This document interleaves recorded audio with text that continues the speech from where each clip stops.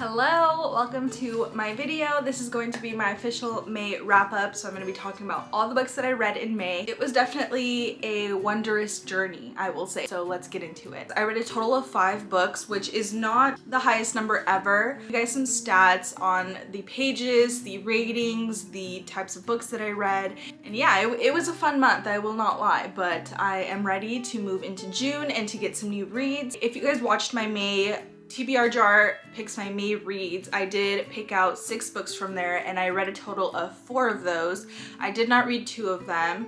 One of them being Iron Flame. I did not pick this up this month because I just was not in a fantasy mood whatsoever. I feel like I really need to be in a fantasy mood to read this. I just was not feeling it, so I didn't pick it up. I didn't want to make myself read it. It is kind of long, and so I figured if I'm not in the mood to read this, I'm gonna DNF it, and I don't want to do that to this book. So I did not pick this up. This is gonna go back on my TBR, and maybe we'll pick it up a different month. The other book that I didn't read for my May TBR was Tom Lake. That one I picked up, read about 10 pages, wasn't feeling it, picked up a different book, and then never picked it back up. So that's kind of where we're at with that one. It was a library book, so I had to return it. I don't have it with me anymore, and I don't know how I feel about that book. I mean, I've picked it up like 3 different times to be on my TBR because I want to read it, but I just don't. So maybe we're gonna have to give up on that for a little bit until we figure out something, a solution to this problem. But other than that, I did read all the other books on my TBR, and let's get into it. So the first book that I read and finished in May was Life's Too Short by Abby Jimenez. This is book 2 in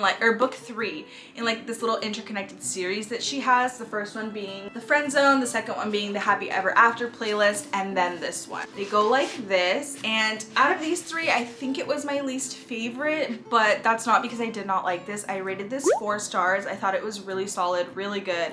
It's a contemporary romance. Compared to these 2, I love these 2 books. So overall, definitely recommend reading all 3 of these because they're Abby Jimenez reads and they're just so good. But to get into this one a little bit more, this one is about Vanessa Price and Adrian Copeland.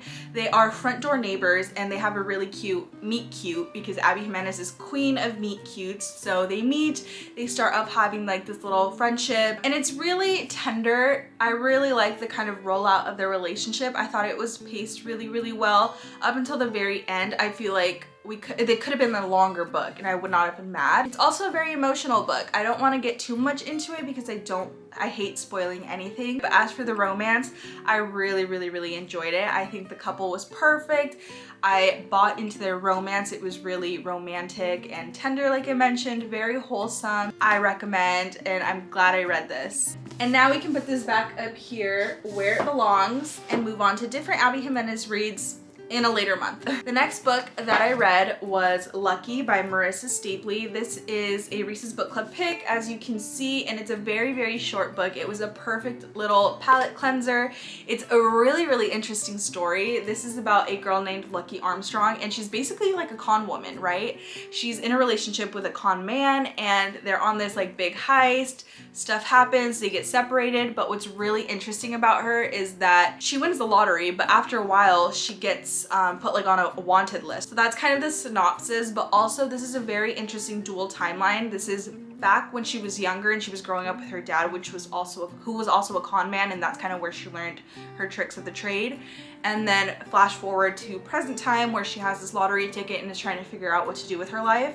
And I really enjoyed both aspects. I feel like it's very rare when a book does dual timeline, and I'm fully intrigued and into both timelines, but this one was really interesting and I was hooked the entire time. Again, it's a really quick read, so it's really easy to like finish. By the end of the book, the 2 timelines kind of meet up, so you kind of get a nice little bow on the entire book. Wrapped up really great. It's entertaining, it's kind of outlandish, but it's just super interesting, and I really did like the characters as well. I ended up rating this 3.5 stars. That is a good rating. I do still think this was a great book. I don't think it's the best book I ever read, but it was definitely not boring at all, and I do recommend because, like I said, it is wildly entertaining and I think you'll like it. There's not much more to say about this. It's a short book with short chapters, which is always super easy to read in my opinion. If you're looking for a fun adventure, definitely pick up this book. Third book that we read in the month of May was Hot House Flower by Krista and Becca Ritchie. This is book 5, I believe, or 6. 5 or 6 in the Addicted series, and This one focuses majorly on Daisy Calloway and Reich Meadows' point of view.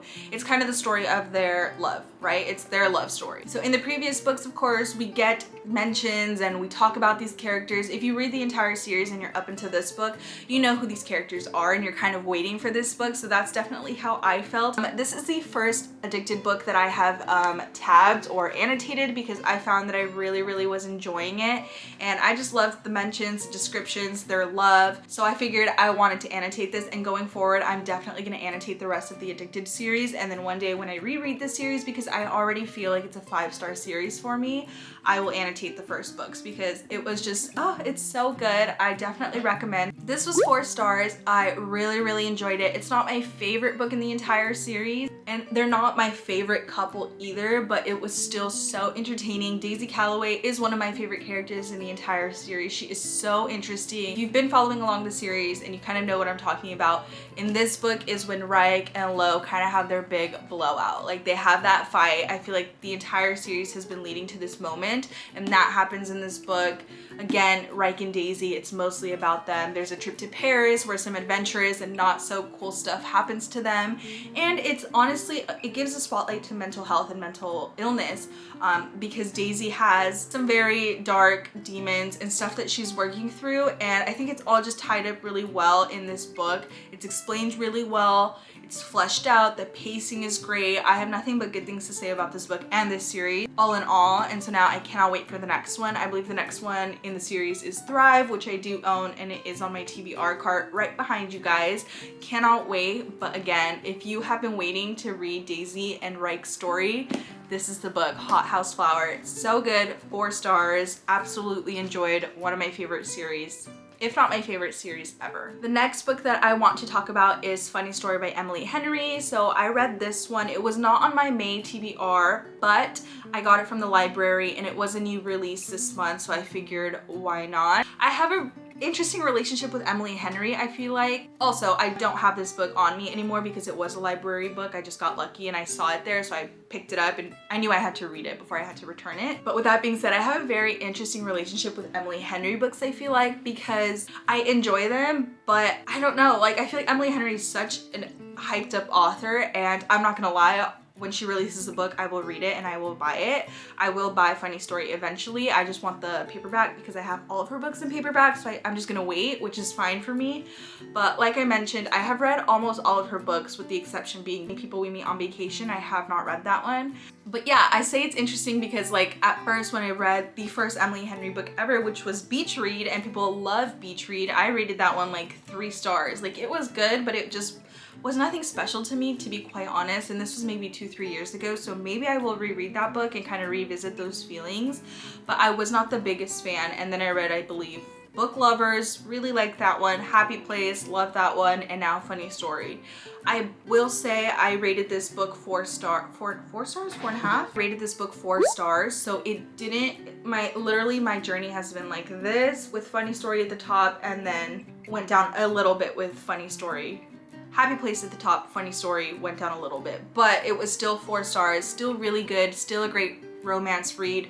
And I do think I'm learning more about Emily Henry's writing and why people love her, and like I mentioned, she is an auto-buy author for me, so I will continue to read and buy her books. So yeah, that was just a little side note. But to get more into this one is the story of Daphne and Miles, who are roommates, but they're roommates kind of by force, or like not by choice, because Daphne had a fiance and Miles also had a fiance, so 2 separate couples. And then Daphne and her fiance broke up because Daphne's fiance, it's so complicated. Let me try this again. Daphne and her fiance over here, Miles and his fiance over here. Their fiancés are best friends, right? So Daphne's fiance breaks up calls off the engagement with Daphne to be with the best friend, right? Horrible. So then Miles obviously is the odd man out of that relationship, so he and Daphne have to be roommates now. That is so interesting, that storyline. So of course I had to read it. I wanted to read it. It's fascinating, and it is forced proximity trope. I think what's really interesting about Emily Henry books are that they give you the typical rom-com vibes, they give you the typical rom-com tropes,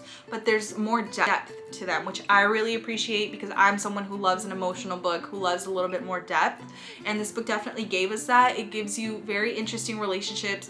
Daphne and her father, very weird, estranged just weird relationship in general. It talks about, you know, some childhood trauma a little bit, and so I respect that. I like that. It doesn't go super in depth, but it touches on it and it brings it like awareness to it, which I appreciate. With that being said, it was a slow burn romance, which again, if it's done right, then I like it, and I liked this one.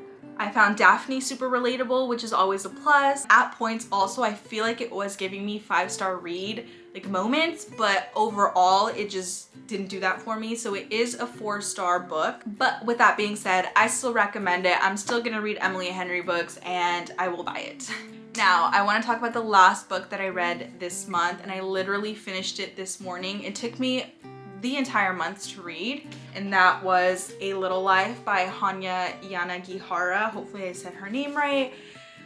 This book, where do I begin is the question, because wow. So I'm gonna start off by giving you guys just a little bit of background or like a brief synopsis about this book. If you've never heard of this book, essentially it's a book about 4 male best friends who meet in college, and it literally, this book follows them throughout their entire lives. So as you can see, it is a very chunky book. This is an 800+ page book, so it is very long and it is very, very detailed, but like I mentioned, it's 4 characters and it follows them throughout their whole life. So obviously there's a lot to say, there's a lot to tell. Sometimes, in my opinion, books just have a little bit of extra detail that like you can chop and take out of this book. All these details made it so that these characters were very realistic and you can see them as real human beings. So I do think it is important to keep it at its length. To understand these characters, quite frankly, you do need that level of detail. And now to kind of talk about the book. So this is a raw depiction of life.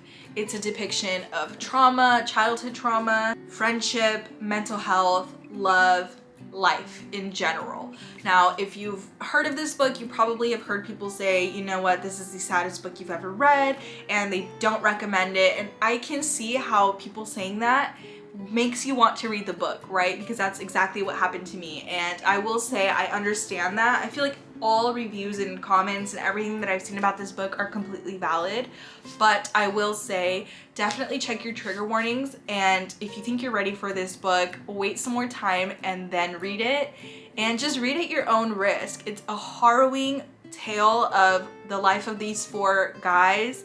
It does center on one main character mostly. His name is Jude, and it's just such a special book. I gave this 4.5 stars.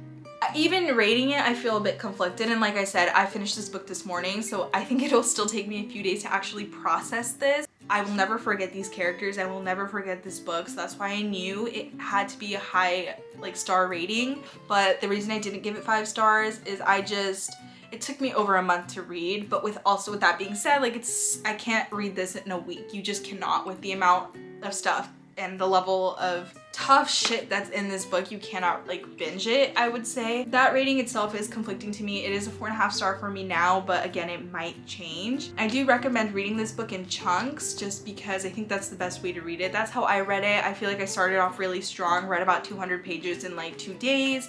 Then I gave it a bit of a break, and I think that was my own thing too. I feel like I was in a bit of a slump, but then I kept reading it in like chunks, and I feel like that's, with the amount of detail, that's a really good way to read this book. And yeah, I don't think I will ever read this book again just because every time I think about it, it gives me some pain. This is a tough read, and people are not lying when they say that. This is probably one of the saddest books I have ever read. There's just so much in it that is very tough to read, and I will touch on, you know, kind of the mental health aspect of this book. It is very drawn out, and it's sort of a main theme in this book is just mental illness and the struggle with it, trauma, and how it affects every single thing in your life. It is a tough read, and I don't think I'll ever have enough words to say or describe how this book affected me. And yeah, I don't really know what else to say because I still feel like it's very fresh in my memory. Like I mentioned, I finished it today, so I still have to sit with it for a bit, but it is a really, really special book. I just don't see myself ever rereading it, but I will hold on to this for the rest of my life, and it will be with me in my library, and if people want to discuss it, I'm more than happy to. But yeah, a little life. And I think this book was on my May TBR because one of the prompts that I picked was like a 5-star anticipated read or something like that, and I chose this one. But I can see how it is a 5-star read for people, and yeah, I don't even know what to say anymore. But with that being said, those were all the books that I read in May. Like I mentioned briefly, I feel like I was in a bit of a slump through parts of the month, so I didn't read as many books as I hoped, but I feel like I did just still read enough, especially with A Little Life being 800 pages. This is like 2 books worth in one. Really looking forward to June. I don't think I have any super heavy books on my TBR, so I'm hoping I get through them a little bit quicker and it's a little bit less on my heart. But yeah, that was my May wrap up. I hope you guys enjoyed. Thank you for watching, and I'll see you in the next video. Bye!